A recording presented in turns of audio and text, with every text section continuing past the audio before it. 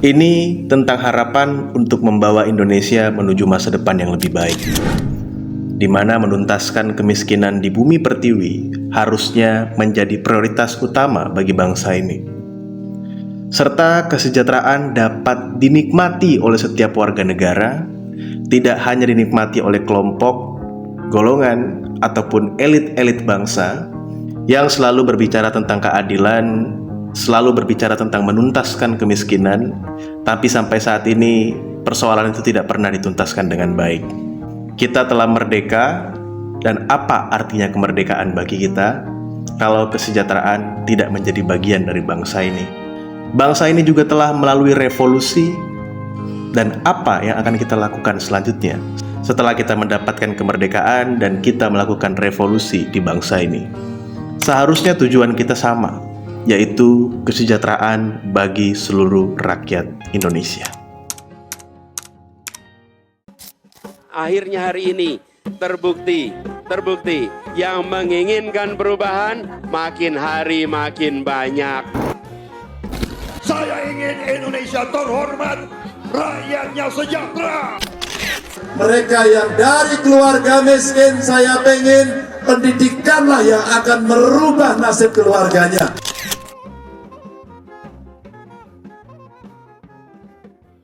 Sebentar lagi kita akan melakukan pemilu. Dalam beberapa hari ke depan kita akan melakukan pencoblosan. Silakan Anda pilih calon pemimpin yang menurut Anda adalah pemimpin yang paling baik dan yang terbaik. Silakan, itu hak Anda. Tetapi gunakanlah rasionalitas Anda dan apa alasan Anda mendukung calon pemimpin tersebut. Anda tidak perlu menjadi manusia FOMO. Anda tidak perlu ikut tren TikTok buat seolah-olah, wah saya harus dukung 01, 02, 03, dan lain sebagainya. Kalau kita mendukung 01, 02, 03, konten kita FYP. Itu FOMO Bapak Ibu. Tetapi kita harus belajar poin-poin substansial dari visi misi dan apa yang membuat kita layak untuk mendukung calon presiden tersebut. Karena ini berkaitan dengan pemimpin Indonesia 5 tahun ke depan, dan program-programnya itu akan menjadi bagian dari kehidupan kita sebagai warga negara Indonesia karena kita tinggal di Indonesia. Jadi penting bagi kita untuk melihat poin substansi dari apa yang kita pilih, calon yang kita pilih. Itu yang sangat penting. Sumber keterbelakangan bangsa ini adalah sumber daya manusia. Selama banyak orang yang masih percaya bahwa bumi itu datar, hanya sebatas teori yang tidak bisa dibuktikan dan sudah dipatahkan berkali-kali bahwa teori itu salah dan itu tidak benar, maka jangan berharap bahwa Indonesia ini akan maju dalam waktu beberapa tahun ke depan. Itu adalah sesuatu hal yang cacat logika dan tidak rasional, Bapak Ibu.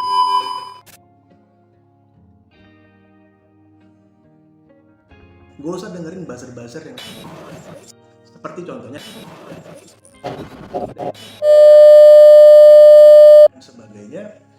Dulunya mereka tuh bersahabat, mereka tuh mendukung Pak Jokowi, tapi pada akhirnya mereka ribut kan. Ribut hanya karena mereka beda pilihan. Yang satu menyinggung ini, menyindir ini, dan lain sebagainya. Mereka terpecah belah, yang dulunya mereka tuh satu kolam. Lucu kan? Lucu banget memang. Ya tapi itu realitas politik gitu. Sama seperti Pak Anies dan Pak Prabowo. Dulu Pak Anies itu didukung oleh Pak Prabowo, diusung oleh Gerindra, PKS, dan lain sebagainya menjadi gubernur DKI. Menang, dan beliau itu memang adalah orangnya Pak Prabowo. Dan memang adalah bagian dari oposisi, antitesa dari pemerintah. Dan sampai saat ini, ya mereka itu sebenarnya satu kolam. Namun kenapa mereka terpecah saat ini? Ya karena Pak Prabowo menjadi bagian dari pemerintah dan mendukung keberlanjutan pemerintah, dan Pak Anies itu sekarang mengambil posisi Pak Prabowo yang sebelumnya, yaitu oposisi. Jadi ini adalah realitas politik yang sebenarnya ya sah-sah aja di politik gitu loh. Tapi yang menjadi persoalan, karena masyarakat kita ini sulit diedukasi, masyarakat kita ini merasa bahwa inilah yang paling benar, ini yang paling benar, dan lain sebagainya.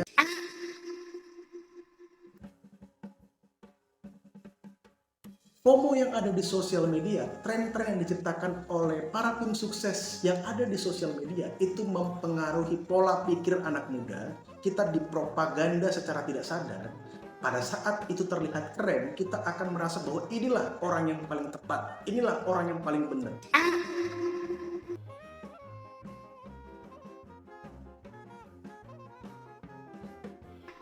Kita memilih bukan berdasarkan influencernya paling banyak, influencernya paling dikit, bukan itu. Atau banyaknya buzzer mereka, bukan itu menjadi landasan dasar kita untuk memilih. Tetapi kita melihat visi misi mereka itu rasional dan tepat untuk dilakukan di bangsa ini. Angin tak ada KTP-nya. Angin itu bergerak dari sana sini. Sorry ya. Sorry ya. Nggak salah saya di mana kalau saya nonton gambar porno? Wong saya suka kok.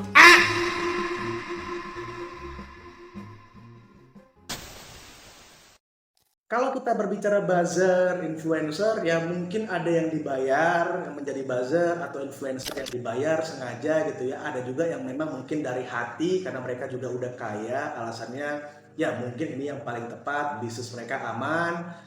Ada juga mungkin yang memang ya ini adalah orang yang tepat gitu loh. Jadi parameternya itu banyak sekali gitu Bapak Ibu. Ada mungkin memang yang mendukung berdasarkan hati dengan data fakta, ada yang mungkin karena dibayar, ya itu urusan mereka gitu loh. Tapi yang paling penting di saat ini saya berbicara tentang orang-orang yang ada di sini. Kita jangan mau orang-orang seperti itu, kita merasa bahwa kita harus menjadi bagian dari tren atau FOMO di sosial media. Kita tidak memilih berdasarkan apa yang kita yakini sesuai dengan poin-poin substansi atau visi misi yang disampaikan oleh mereka. Keterbelakangan bangsa ini adalah sumber daya manusia. Belakangan ini gue sedikit kesal dan gue agak sedikit meragukan sosial media TikTok. Kita bisa kok jualan diri kita untuk bekerja di luar negeri dan lain sebagainya. Kita bisa menjual sumber daya manusia yang ada di Indonesia. Kenapa kita harus selalu menjual yang namanya sumber daya alam? Sementara sumber daya manusia kita itu sebenarnya tidak terbatas. Jadi begini Bang Fuad, Jumlahnya memang tidak terbatas, tapi kualitasnya di bawah rata-rata. Bagaimana caranya kita bisa bersaing dengan negara-negara lain yang dimana kualitas sumber daya manusia kita itu berada di bawah dalam beberapa waktu ke depan? Persoalannya itu. Jadi saat ini kenapa gue bilang bangsa ini tidak akan menjadi negara maju dalam waktu beberapa tahun ke depan? Bukan gue pesimis, tetapi sumber fundamental majunya sebuah bangsa atau sebuah peradaban itu dibangun dari sumber daya manusia. Kita di Indonesia aja nih ya, saya akan ngomong apa adanya aja, kita ngomong fakta. Kalau nanti mau cek, ayo, gue akan kasih tahu tempatnya gitu. Dan karena memang kebetulan gue tahu tempatnya dan gue sudah melihat sendiri dengan mata kepala gue gitu. Di dalam beberapa desa atau beberapa kecamatan, kabupaten, ada seorang siswa-siswi yang mungkin tingkat dasar SD ya, atau sampai dengan SMP, itu tidak bisa menghidupkan komputer Pentium 3 dan tidak bisa menggerakkan mouse komputer. Kenapa? Karena memang tidak ada praktek yang sedemikian rupa sehingga membuat mereka itu kehilangan akses. Bukan mereka tidak mampu bersaing, tetapi karena memang praktikal yang ada di sekolah tidak memadai. Itu yang menjadi persoalan. nanyain siapa yang salah, repot banget gitu Bang. Di tahun 2045, satu abad kemerdekaan Indonesia akan menjadi tahun emas untuk Indonesia. Kalau memang visi bangsa ini, visi bangsa Indonesia sama juga seperti keinginan gua dan harapan gua terhadap bangsa ini, Indonesia emas atau Indonesia maju pada tahun 2045, yang paling fundamental yang harus kita benahi salah satunya adalah pendidikan dan juga kecerdasan anak-anak bangsa dimulai dari tingkat dasar. Banyak orang yang saat ini itu terkendala biaya juga dalam bidang pendidikan. Dia pengen sekolah tapi terkendala biaya.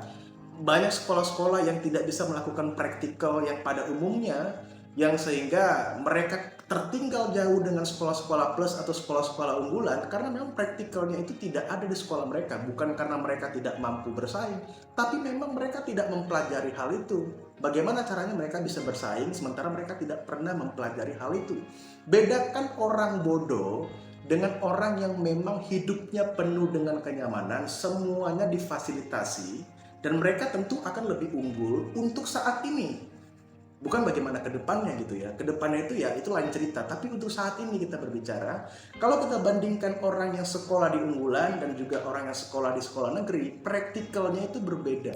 Bukan karena orang yang ada di sekolah negeri itu bodoh dan orang yang ada di sekolah unggulan itu pintar, bukan seperti itu. Tetapi persoalannya karena ada metode yang berbeda. Yang satu mendapatkan fasilitas yang baik, semuanya terpenuhi, dia belajar dengan kenyamanan. Yang satu ini tidak mempelajari, bahkan dia hidup dalam ketidaknyamanannya dia. Jadi ada sebuah pola yang berbeda dalam kehidupan bermasyarakat. Dalam kita membangun peradaban untuk menuju Indonesia emas atau Indonesia maju, kesetaraan ini penting Bapak Ibu. Itu yang menjadi poin landasan dasar bagaimana caranya kita bisa menjadi negara maju. Stunting itu arti simpelnya atau sederhananya yaitu gagal tumbuh kembang. Kenapa anak-anak itu gagal tumbuh kembang? Karena kekurangan nutrisi, kekurangan gizi. Nah, kenapa mereka kekurangan gizi, kekurangan nutrisi? Karena terjadi kemiskinan di kalangan masyarakat Indonesia. Mereka yang miskin tidak mungkin bisa memenuhi kualitas nutrisi dan gizi bagi anak-anak mereka. Karena untuk makan sehari-hari, untuk hidup sehari-hari itu sudah sangat sulit. Bagaimana caranya mereka bisa memenuhi nutrisi ataupun gizi bagi anak-anak mereka? Itu yang menjadi persoalan. Jadi stunting itu persoalannya bukan bagaimana kita membantu anak-anak supaya gagal tumbuh kembang itu berubah menjadi lebih baik. Karena yang menjadi persoalan anak-anak itu menjadi gagal tumbuh kembang karena gizi dan nutrisinya itu tidak terpenuhi. Kenapa mereka tidak terpenuhi gizi dan nutrisinya? Ya karena memang orang tuanya hidup dalam dasar kemiskinan. Mereka bekerja itu mungkin hidupnya gajinya itu pas-pasan untuk 1 hari atau mungkin dalam 1 bulan gajinya itu tidak cukup memenuhi kebutuhan hidupnya. Karena apa? UMK atau UMP dalam sebuah kota, provinsi atau kabupaten tidak mampu membuat dia hidup menjadi hidup yang layak sebagaimana mestinya. Persoalan terbesar bangsa ini adalah sumber daya manusia. Keterbelakangan sumber daya manusia ini lahir karena gagal tumbuh kembang. Gagal tumbuh kembang ini terjadi salah satu faktornya karena kemiskinan. Jadi yang paling masuk akal untuk menyelesaikan persoalan stunting atau memperbaiki kualitas daripada gagal tumbuh kembang atau stunting atau sumber daya manusia kita ini menjadi lebih baik adalah dengan mengentaskan kemiskinan. Jangan main-main dengan yang namanya stunting Bapak Ibu. Jangan main-main dengan yang namanya gagal tumbuh kembang anak. Pola pikir anak pada saat ini sampai dengan beberapa tahun ke depan itu akan mempengaruhi perjalanan hidupnya. Circle atau lingkungan juga sangat penting Bapak Ibu. Makanya itu PBB pernah mengatakan bahwa kualitas hidup manusia yang nyaman, yang baik dan yang benar itu tidak terpenuhi sepenuhnya di dunia. Bagaimana masyarakat dunia itu hidup dalam kondisi yang tidak layak sebagai manusia di muka bumi ini gitu loh. Persoalan masyarakat kelas menengah ke bawah itu simpel sebenarnya. Mereka itu pengen hidup layak, tetapi gaji mereka tidak bisa membuat mereka hidup layak seperti banyak orang yang lainnya yang ada di Indonesia.